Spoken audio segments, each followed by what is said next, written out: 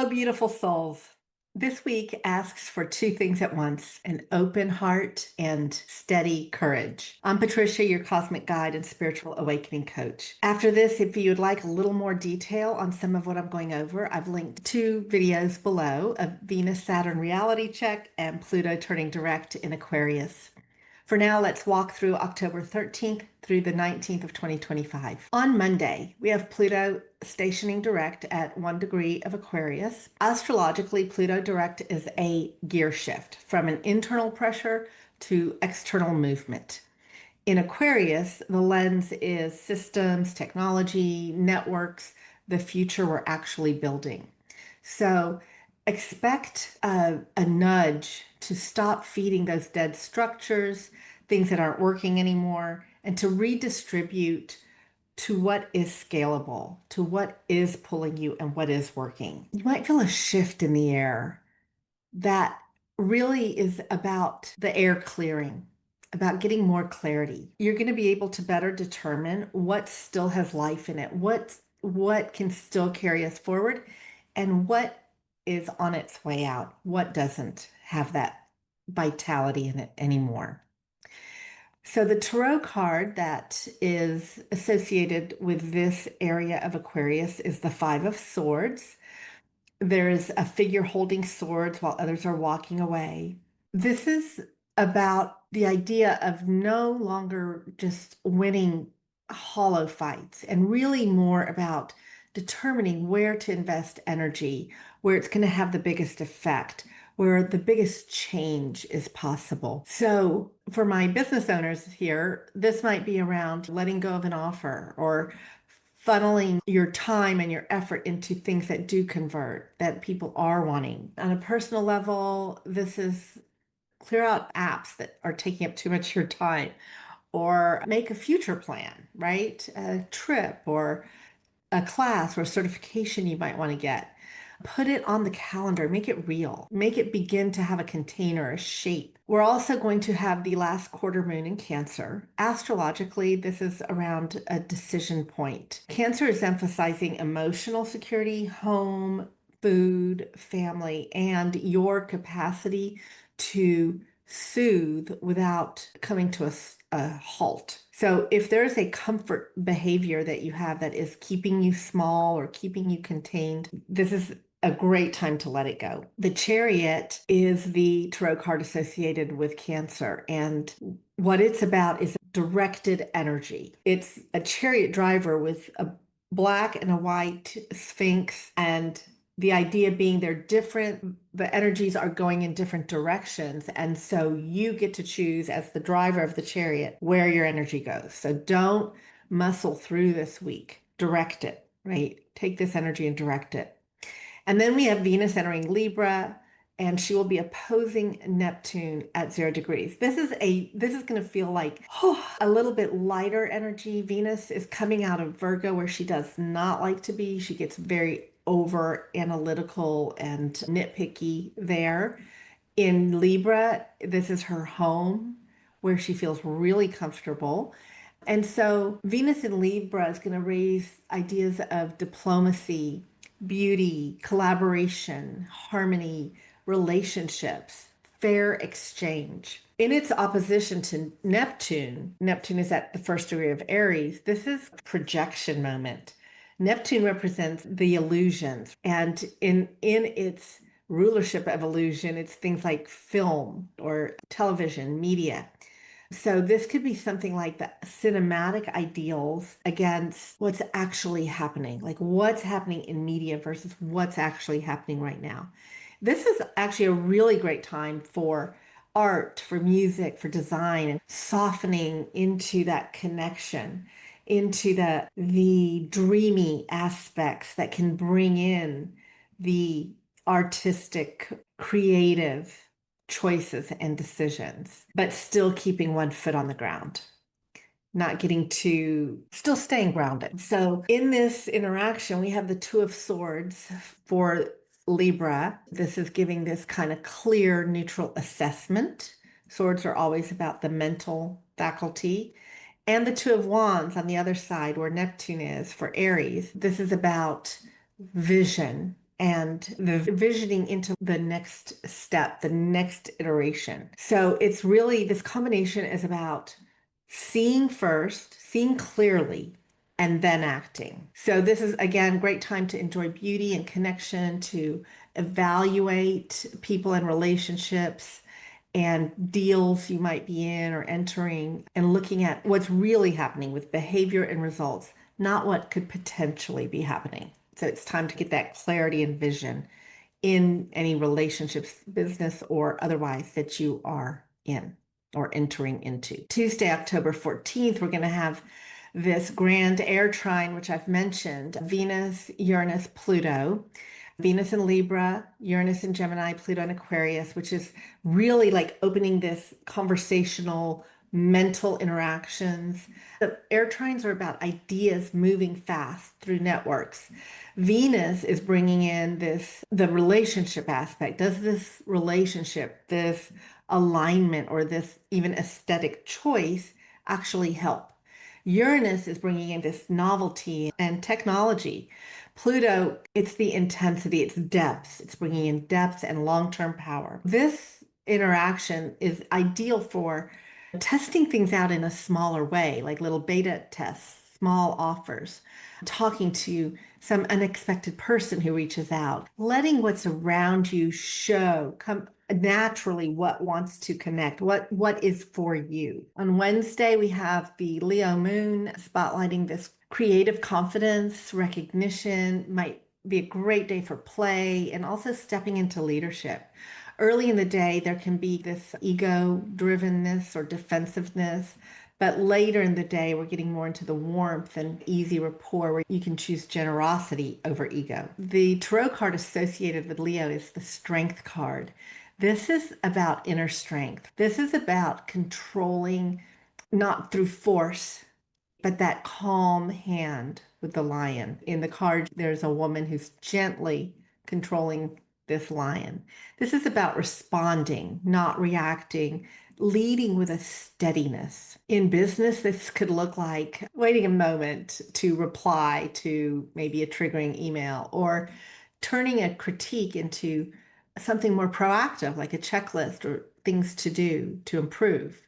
In life, use this day to wear like a bold color, or post the thing you were a little afraid to, or just making some sort of ask of something that you've wanted, and see how that goes. But keep it fun, keep it light, keep it playful. Thursday, October 16th, we have the sun in Libra, which is squaring Jupiter in Cancer. So astrologically, sun and Jupiter increases optimism, visibility, generosity, appetites. Watch out for that second donut. And there is a risk of overreach, of leadership. This Libra sun wants balance, it wants partnership, it wants cooperation. And that Cancer Jupiter is kind of inflating the nurturance, the hosting of things, those emotional ties. And so it's good stuff. Just make sure it doesn't become overboard. Like, too much of a good thing is not a good thing. Yes, these are good energies that are working well together, but it is a square. So there is this kind of tension that could create an overabundance of these emotional ties. We bring in the Three of Swords for this area of Libra, and Three of Cups for Cancer. So we've got that Three of Swords, which is around honest clarity that kind of ends confusion, right? A clarity of, okay, I'm very clear what has to happen. And the Three of Cups is the community, shared joy. So this could be something like telling the truth about what those limits are. Where is the boundary, and what are the limits that need to be put down, so that it can be a joyful celebration. We don't want it to go into bacchanalia kind of thing. We want good things in an environment that is contained enough that it's still good and not overwhelmed, overdone. In business, this could look like the whole idea of don't overpromise and underdeliver. Better to do the opposite and underpromise, overdeliver. Make sure you can back up what you're saying you can do. Honor your capacity.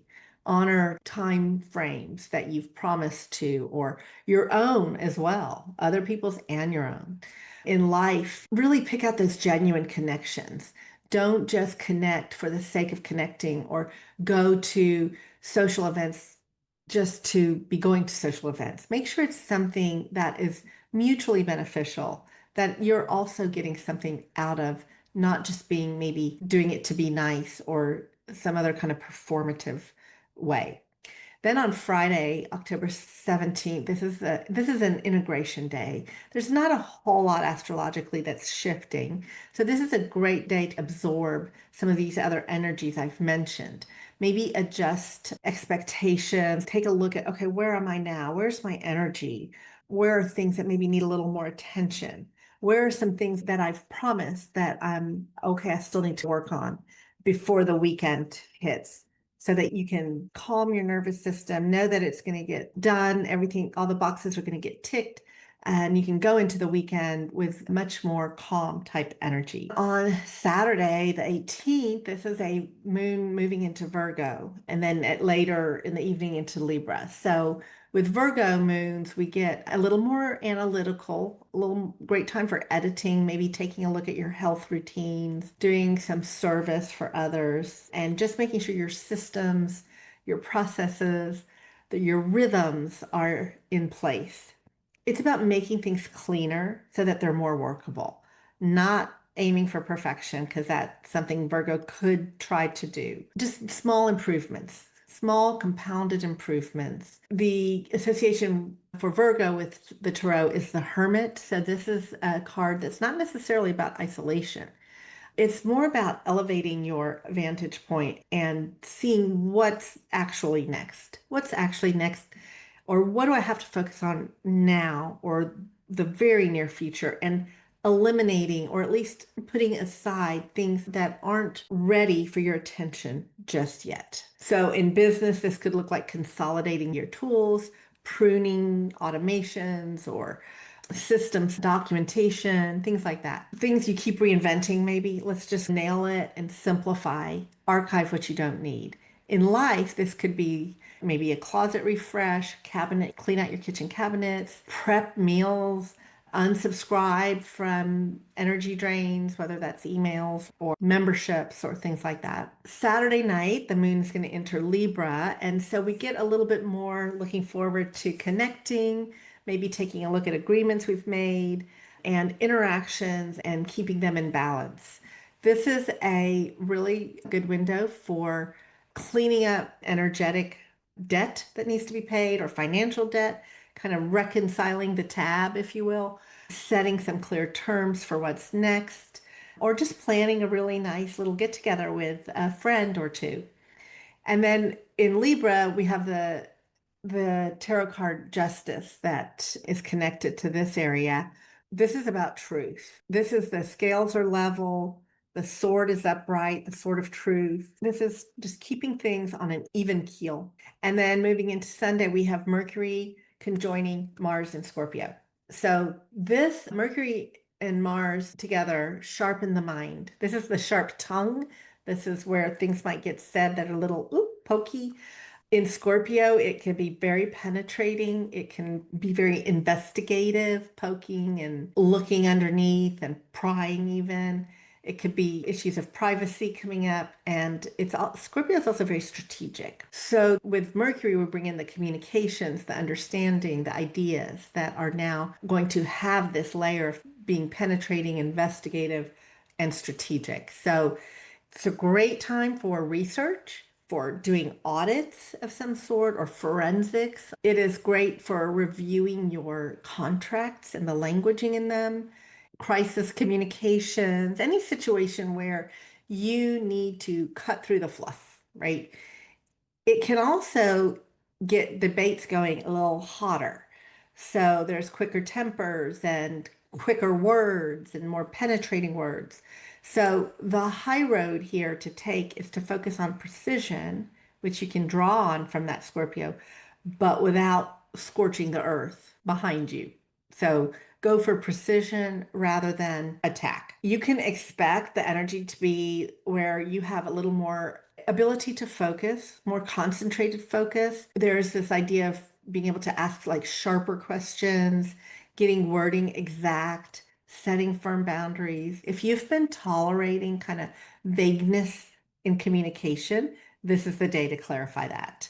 If you've avoided a touchy topic, this could be the 5-minute conversation that prevents 6 months of resentment, as long as you're doing it in a way that is not the spiky part of the scorpion, more of the kind of going below the surface and really having the big talk as opposed to the small talk. And we can bring in the 5 of Cups for this part of the zodiac, and that is that cloaked figure staring at spilled cups. But there are still 2 cups standing. It's about acknowledging what's gone and not working and letting that go.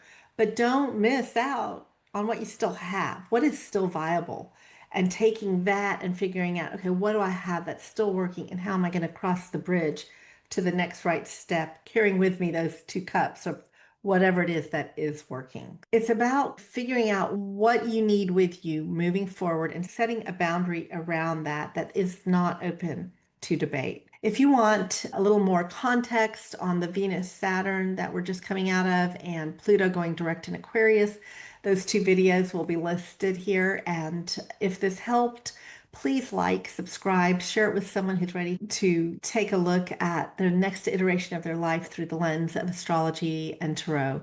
And if you want this map to your chart, the timing, the exact decisions in front of you, book a premium cosmic energy consultation with me. The link is below. We will personalize these transits for your life and your business so you know exactly where to go next. And in the meantime, keep shining your brilliance.